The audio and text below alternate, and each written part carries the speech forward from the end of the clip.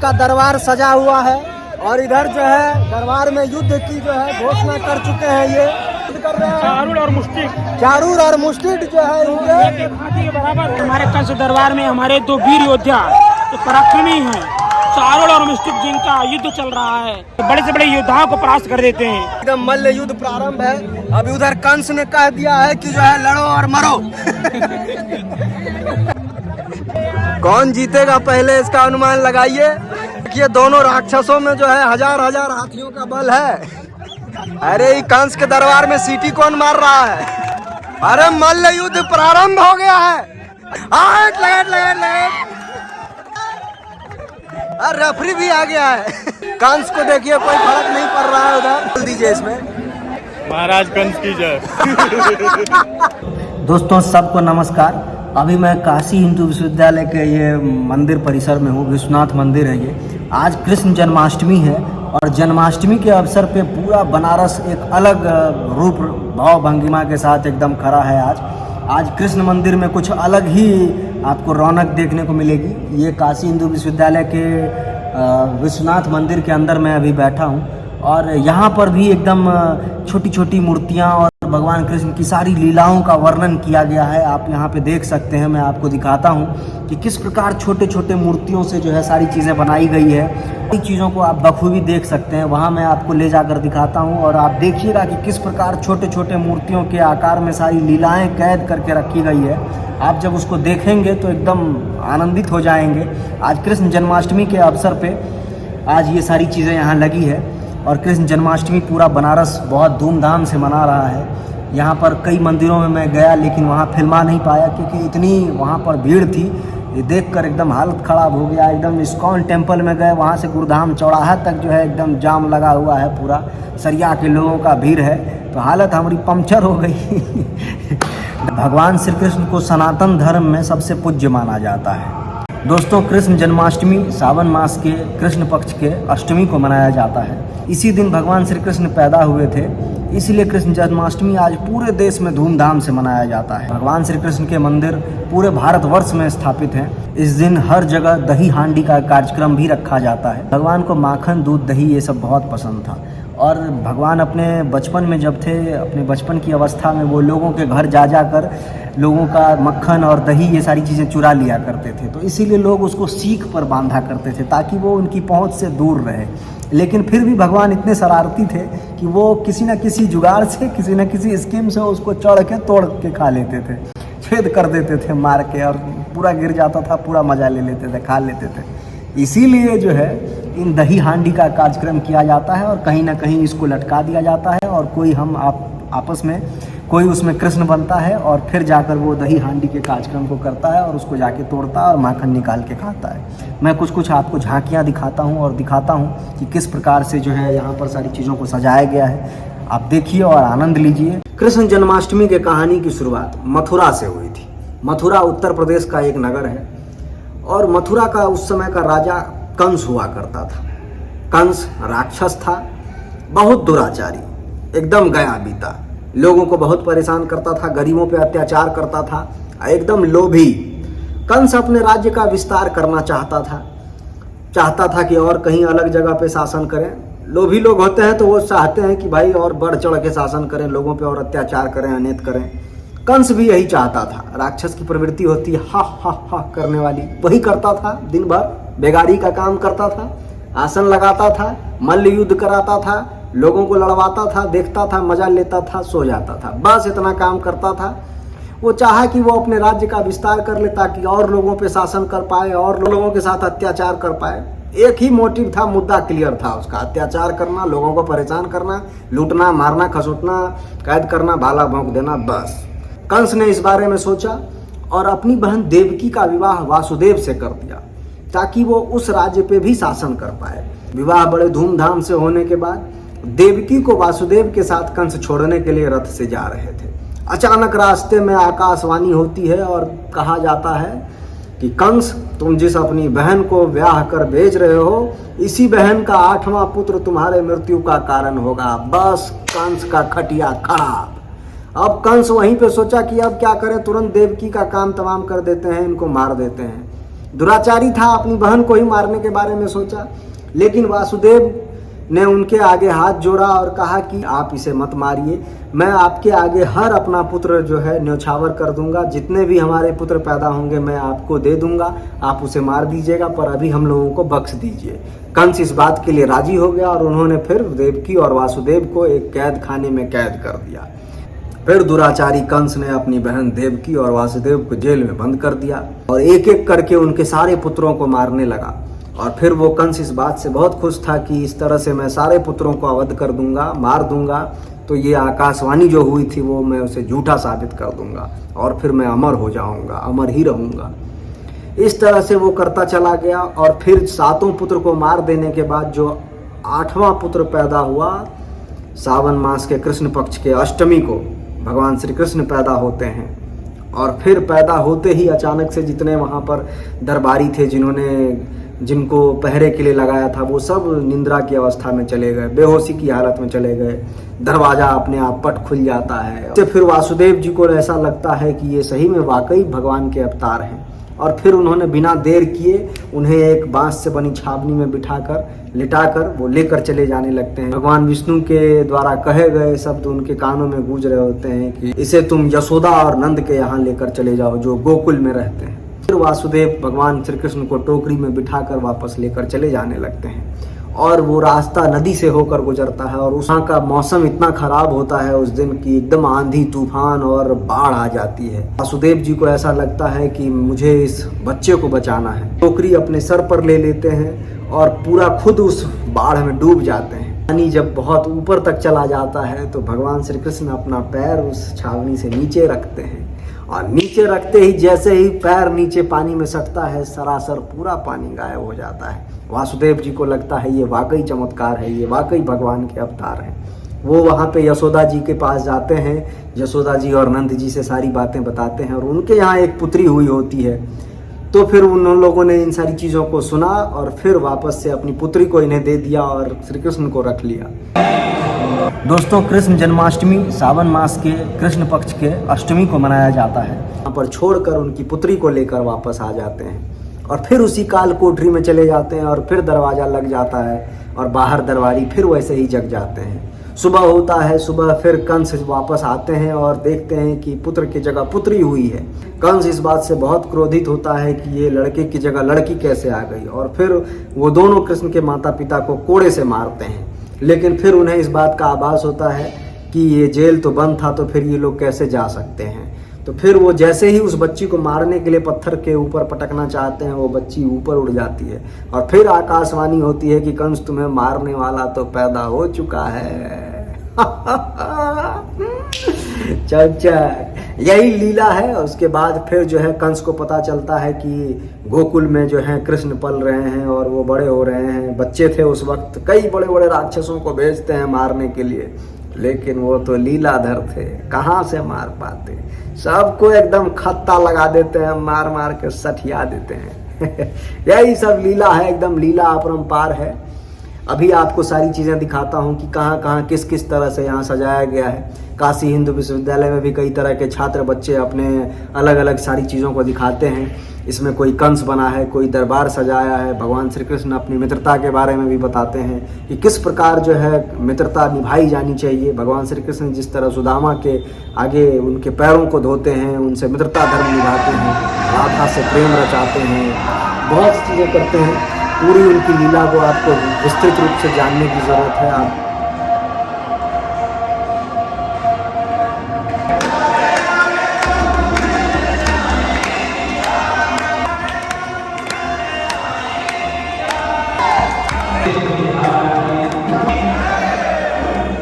बहुत आनंद मिलेगा, एकदम रोम रोम खिल जाएगा। लीला अपरंपार है प्रभु की। काशी हिंदू विश्वविद्यालय में छात्रों के द्वारा भी देखिए, ये रुइया छात्रावास में कृष्ण जन्माष्टमी की कुछ झलक आपको दिखाता हूँ। ये बहुत मज़ेदार तरीके से यहाँ सजाया जाता है, एकदम आनंद आ जाता है देखकर। हेलो भैया, मैं आपको जानता हूँ। ये हॉस्टल के अंदर देखिए लड़के एकदम बच्चे कितने अच्छे तरीके से सजाए हैं और यहाँ एक छोटे से कमरे में जो है यहाँ पे भगवान कृष्ण की मूर्ति भी लगाए हैं। मालवीय जी इधर स्थापित हैं। फिर इसके बाद भगवान का आशीर्वाद लीजिए, फिर बाहर निकलते हैं। अभी यहाँ देख सकते हैं भगवान शिव डमरू लेकर बैठे हुए हैं। सेल्फी लीजिए हमारे साथ। तो आप देख रहे हैं यहाँ भगवान श्री कृष्ण के साथ सुदामा बैठे हुए हैं और ये मित्रता का परिचय दे रहे हैं। और उस तरफ भगवान का दूसरा रूप भी दिखाया गया है जिसमें भगवान राधा माँ के साथ बैठे हुए हैं। तो अभी भगवान श्री कृष्ण से कुछ पूछते हैं कि मित्रता का क्या मोल है, ये भगवान से ज़्यादा बेहतर कोई समझा नहीं सकता। और जितने भी लोग हैं, दर्शक हैं, ये लोग देख रहे हैं और भगवान से सीख रहे हैं कि किस तरह से जो है मित्रता धर्म निभानी चाहिए। हालांकि ज़माना आजकल अत्याधुनिक हो गया है तो लोग आजकल भगवान के साथ सेल्फी और बाकी की चीज़ों को लेने में ज़्यादा व्यस्त हैं। देखिए महिलाओं में कुछ ज़्यादा ही सेल्फी लेने के लिए किस तरह से उत्साहित है। अभी भगवान से पूछते हैं कि हमारे जीवन में मित्रता का क्या मोल है। सबसे पहले आपको धन्यवाद करना चाहूँगा। विलोकत पातक भारी, जो मित्र के दुख से दुखी नहीं होता उससे बड़ा पापी इस धरती पे कोई नहीं। संदेश भगवान श्री कृष्ण ने दिया है जो इस धरातल पे न कभी हुआ था और कभी ना होगा। फटे चिथड़े कपड़े पहन करके श्री रामा आए और भगवान उनको गले लगाए, उनके पैर धुले। जितनी भी शक्तियाँ थी, जितने भी वैभव थे, भगवान ने सब कुछ उनको दे दिया। धरती पे मित्रता से बड़ा कोई रत्न नहीं है और मित्रता ही हम लोगों का सर्वमूल है। अगर कोई मित्र बने तो भगवान श्री कृष्ण सुदामा के जैसा बने, वरना मत बने। क्या बात है, भगवान ने कितनी बड़ी बात कही है मित्रता के ऊपर, और इन चीज़ों से मित्रता के बारे में हमें सीख मिलती है। भगवान का यहाँ दूसरा रूप दिखाया गया है जहाँ पर भगवान जो राधे माँ के साथ, ये प्रेम का प्रतीक है, आप देख सकते हैं। कहना चाहेंगे आप सभी दर्शकों को एक बहुत ही अप्रतिम संदेश देना चाहती हूँ। राधा के इस परिवेश में आकर के वह संदेश यह है कि अपने घर के बच्चों को ही खूब सुंदर श्रृंगार करके और उनके साथ यह आनंद जन्माष्टमी का मनाएं। बहुत बहुत शुभकामनाएं आप सभी को। जय श्री राधे। जय श्री राधे। आप देख सकते हैं किस प्रकार जो है भगवान श्री कृष्ण और राधे माँ बैठी हुई है, लेकिन सेल्फी लेने वाले भक्तों की यहाँ पर कमी नहीं है। देखिए देखिए देखिए हम राधे माँ से प्रेम के बारे में कुछ पूछना चाहेंगे कि प्रेम को वो किस प्रकार देखती हैं और प्रेम के बारे में क्या सोचती हैं। देखिए, श्रीमद् भागवत महापुराण में और अनेकानेक पुराणों में और श्री रामचरितमानस में, जो जन सामान्य का सर्वश्रेष्ठतम और लोकप्रियतम शास्त्र है, ग्रंथ है, रामचरितमानस में कहा गया है कि राम ही केवल प्रेम प्यारा। राम और कृष्ण यह दो भगवान के अखंड और एक लीला पुरुषोत्तम और एक मर्यादा पुरुषोत्तम भगवान के अवतार हुए हैं, जिसमें लीला पुरुषोत्तम और मर्यादा पुरुषोत्तम दोनों को ही प्रेम प्रिय था।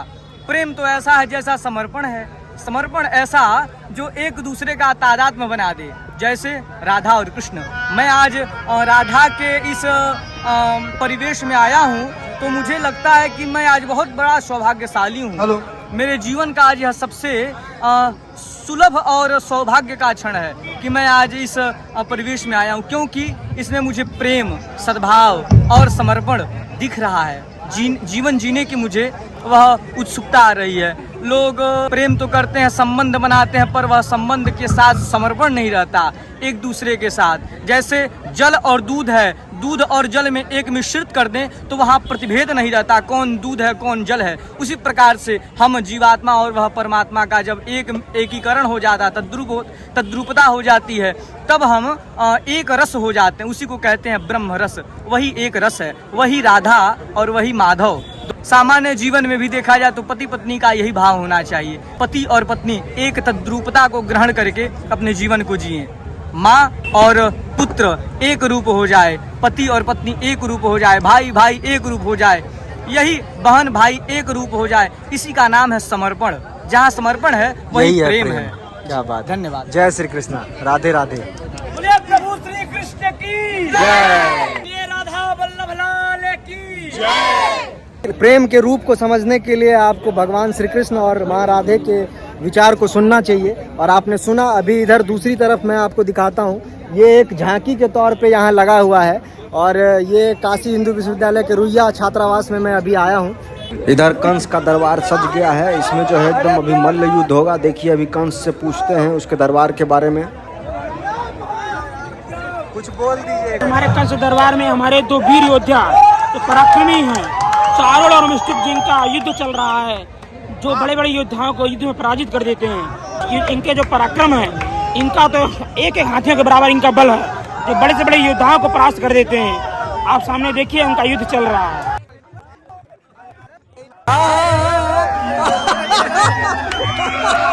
ये देखिए कंस के दरबार में क्या हो गया है। कंस देखिए आम युवा को भी लड़ा दे रहे हैं।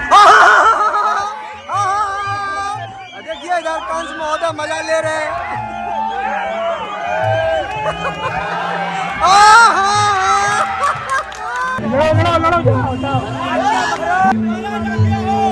आप इधर देख सकते हैं कंस का दरबार सजा हुआ है और इधर जो है दरबार में युद्ध की जो है घोषणा कर चुके हैं। ये मल्ल युद्ध हो रहा है। कौन सा युद्ध हो रहा है? मल्ल युद्ध हो रहा है। मल्ल युद्ध हो रहा है। चारुल और मुष्टिक दो मल्ल युद्ध कर रहे हैं। कौन कौन मल्ल युद्ध कर रहे हैं? चारुल और मुष्टिक।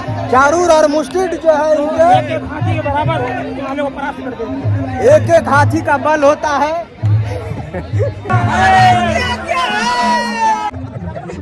कौन जीतेगा पहले इसका अनुमान लगाइए। ये दोनों राक्षसों में जो है हजार हजार हाथियों का बल है। अरे ये कंस के दरबार में सीटी कौन मार रहा है? अरे मल्ल युद्ध प्रारंभ हो गया है। गला मिल रहे हैं।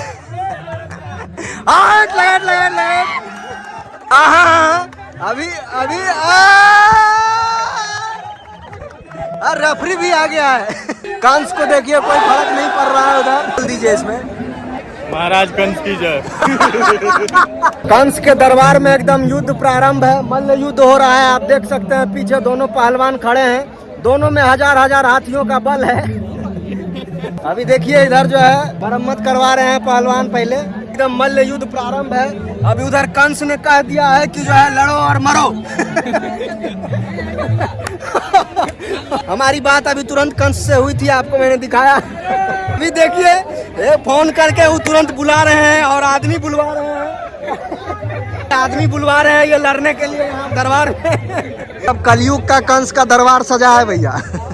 अब लड़ेगा पते नहीं चल रहा है। तब से फोने पे बतिया रहा है। यार फंस गया इधर और फोन लगाया हुआ है। ये क्या होता है? आदमी बुलाया जा रहा है अभी। बढ़िया लेगा।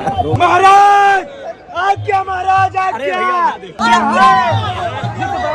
आप देख सकते हैं एकदम कंस के दरबार में जो है लोग आकर कंस से ही वो क्या त्रिशूल छीन लिए हैं। आप देख सकते हैं बखूबी। आगे की तरफ आप लोगों को दिखाते हैं कि आगे और क्या क्या है। अभी वो सब लड़ाई नहीं कर रहा है, थक गया है लग रहा है। भगवान कृष्ण के पिता के रूप में यहाँ वासुदेव जी बैठे हैं, लेकिन सेल्फियों का अभी दौर चल रहा है। आप देख सकते हैं तो छोड़ के मैदान से निकल चुके हैं भाई साहब। देख लीजिए दम है, कमजोर नहीं है। अभी है कि क्या कर रहे हैं यहाँ? अभी भगवान क्या कर रहे हैं? वासुदेव जी क्या कर रहे हैं? 16,000 पटरानियां कही जाती है भगवान श्री कृष्ण की। उसकी भी एक कहानी है, वो कहानी भी आपसे बताता हूँ। एक राक्षस था, बहुत दुराचारी राक्षस था, नरकासुर, एकदम खत्म गया बीता राक्षस। वो राक्षस अमृत की प्राप्ति के लिए 16,000 कुंवारी कन्याओं की बलि देने के लिए उसको कैद कर रखा था। बहुत ऋषि मुनि को परेशान करता था, एकदम जीना हराम कर दिया था। तब भगवान सारे श्री कृष्ण के पास आए और उन्होंने श्री कृष्ण से कहा कि भगवान मुझे इन सब चीज़ों से मुक्ति दिलाइए। इतनी सारी कन्याओं की बलि देने के लिए वो चला गया है। तो भगवान श्री कृष्ण वहाँ पहुँचते हैं, लेकिन उस राक्षस को एक और वरदान था, श्राप था कि वो उसका वध सिर्फ किसी स्त्री के द्वारा ही हो सकता है। तो भगवान श्री कृष्ण अपनी पत्नी के माध्यम से, उनकी सहायता से, उनकी सारथी बनी उनकी पत्नी, और फिर अपनी पत्नी की सहायता से भगवान नरकासुर का वध करते हैं और 16,000 कन्याओं को भी उनके चंगुल से आज़ाद करते हैं। लेकिन दूसरे ही पल जितनी कन्याएं होती हैं वो भगवान के आगे गुहार लगाती हैं कि हे गोपाल, अब मेरा इस संसार में कोई नहीं है। मेरे बहुत सारे परिजन को नरकासुर पहले ही मार चुका है और जो मेरे बहुत सारे परिजन, बहुत सारे लोगों के बचे हुए थे, उनके परिजन उनको चरित्र के नाम पे अपनाने से इनकार कर रहे थे। उन लोगों ने भगवान से ये गुहार लगाई कि हे प्रभु, मुझे अपनी शरण दीजिए और मुझे इन सब चीज़ों से मुक्त कीजिए। तो भगवान उन सारे लोगों के चरित्र पर कोई आँच ना आए, इस वजह से भगवान ने उन 16,000 कन्याओं से विवाह रचाया। साथ बड़ा मज़ेदार है, हलवा है, काफ़ी एकदम मज़ेदार है। भूख भी लग गया था बहुत देर से, भगवान के भोग के नाम पे इसको जो है। दोस्तों अब घर की तरफ निकल रहे हैं। मंदिर ये हमारे पीछे है और पूरा कृष्ण जन्माष्टमी एकदम बहुत धूमधाम तरीके से यहाँ मनाया जाता है। उम्मीद है आपको वीडियो पसंद आई होगी। तो चलते हैं तब राजा, रात के 1 बज रहा है। मिलेंगे फिर किसी अगली वीडियो में, तब तक के लिए गुड नाइट, राधे राधे। सुनिए, अरे चैनलवा सब्सक्राइब कर देंगे तब ना अगली वीडियो देखेंगे। दबा दीजिए।